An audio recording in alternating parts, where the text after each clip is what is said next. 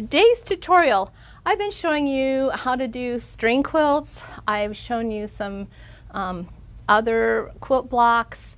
Last week we did some twin needle. Was it last week we did twin needle? Things, I'm losing track of time.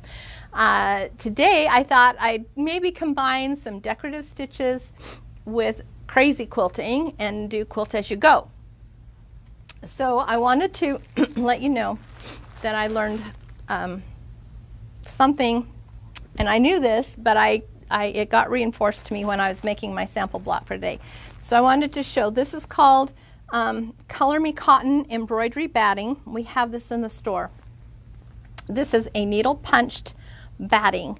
This is meant to be used in your embroidery machine when you do embroidery quilts. So a lot of times in embroidery you make a quilt, you need a special batting, and the reason you want a special batting that's already been needle punched, and I'm just trying to see, it's got a stabilizer already included in it, is you don't want any shifting, and regular cotton batting will do some shifting.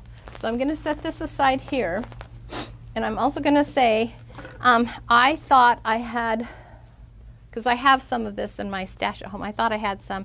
What I ended up with was a regular, this is just an 80-20, this is what we use here at the shop a lot, is the 80-20 poly cotton. And it looks very similar, actually, it really does. However, I mean, like, seriously, I can't tell the difference looking at it.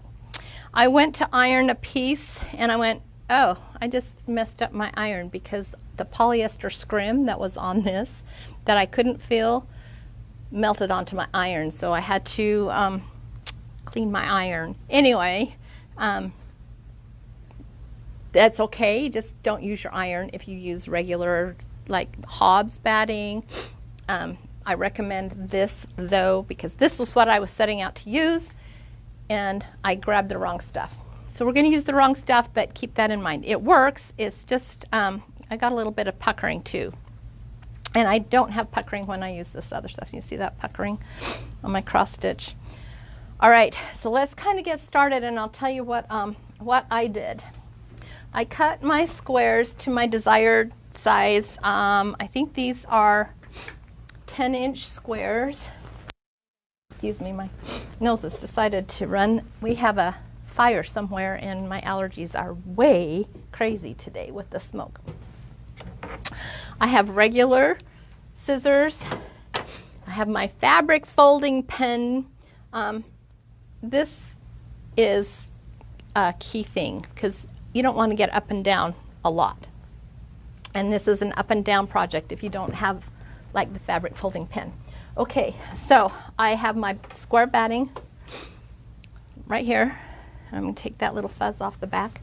And I have my center piece of fabric. I just randomly cut this. This is a batik that was out of my stash. And I'm just going to put it somewhere artfully, do you like that? Artfully in the center of my block. This block, I started with this piece right here. I'm going to use all the same fabrics just to give it some continuity. I'm not sure that I'm absolutely in love with these fabrics together, but when they're all sewn together and it's continual like that, it will be fine. I do want to point out one thing. This is too tight right here, and I'm going to have to watch when I sew, and we'll sew these together next week. I'll show you how to do that. This will get locked in the seam, but I'm a little concerned about how tight it is right there on the edge. So when you do this, you want to give yourself a little more room on the edge of your block. Okay, that's just a little pointer there. All right, and then I'm going to take another piece of fabric, and this is just a random scrap. I already know that it's going to be just a little bit bigger than this piece right here. And at this point, I can decide where I want to play with it. Do I want it here, or do I want to set it up here? And I think I want to set it up here, actually. And it's not straight. That's fine. I'm just going to put it right here, put my edges, and now we're going to sew a 1/4 inch seam down the side. I already have my machine set to a 1/4 inch right here. That's a 1/4 inch. I have my IDT, which is my little my little built-in walking foot on my Pfaff. I have that on. If you don't, you will want a walking foot for most of this. So excuse me. And I'm just going to sew. And now I don't want to sew too far off. So I'm going to, you know, I can kind of see through the fabric here where this purple starts. And I'm just going to find my foot control.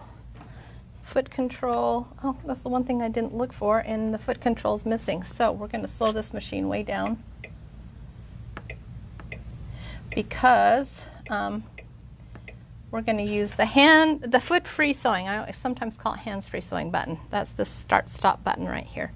So I'm just going to sew. I want to sew, and I'm going to keep. The thing that I like is the Pfaff machine does such a good job when that IDT is engaged in feeding your fabric through. Okay, now we've got that done, and I'm going to trim my threads as I go too. Get that cut. And this is the fun part. Let's get that fabric folding pen out and then flip my seam and get it nice and flat. Now normally I would not do this with the embroidery unit on, just because this whole groove right here is kind of in the way. I would rather have my extension table on. And then I'm going to trim this with my fabric open to the desired, whatever I decide I want to do it at. And now is when we get to have some fun. And I'm going to start with my quilting. Now right here I've got a couple of stitches. That's okay. I'm going to come in a little bit here. This will get covered up. And then I'm just going to trim it off like that. Okay. So this is where the fun goes. Now on this one I did not use, these are not decorative stitches. I did not go into anything. These are all utility stitches or quilting stitches that are on the machine. And I couldn't even, the only one, I'd never tried the cross stitch. I had a little bit of trouble with the cross stitch, and it was a good learning thing. I got a knot here because I stopped the machine to do something and it came back and it overlapped. So this is a good way to practice. It doesn't have to be perfect. These can be those car quilts or picnic quilts, right? So now I'm going to come in and I'm going to show you right here, this stitch right here. I was going to see if it gave me what it is, but it didn't give me what I want. This stitch, this honeycomb stitch, I like this stitch a lot. Now I want to go in the direction when I do this of my seam, and I want to just use kind of the edge of my presser foot to follow the side of the seam.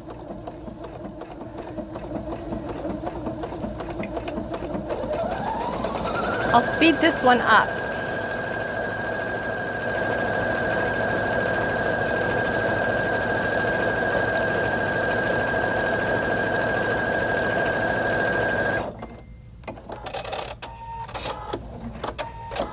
Okay, and just have some fun putting these stitches on. Just go through your stitches, bring up your stitch guide, and look at your different stitches and see, these are like, this is an edge stitch to go along the edge of your shirt or your skirt before you hem, right? It's an edge finish if you don't have an overlock machine. So these machines give you all kinds of fun things. I'm going to do one more, and then when we come back next week, I will have about 4 of these blocks and I'll show you how to put them together. But let me just do one more set of stitches right here. Just show you that I'm following my seam right here.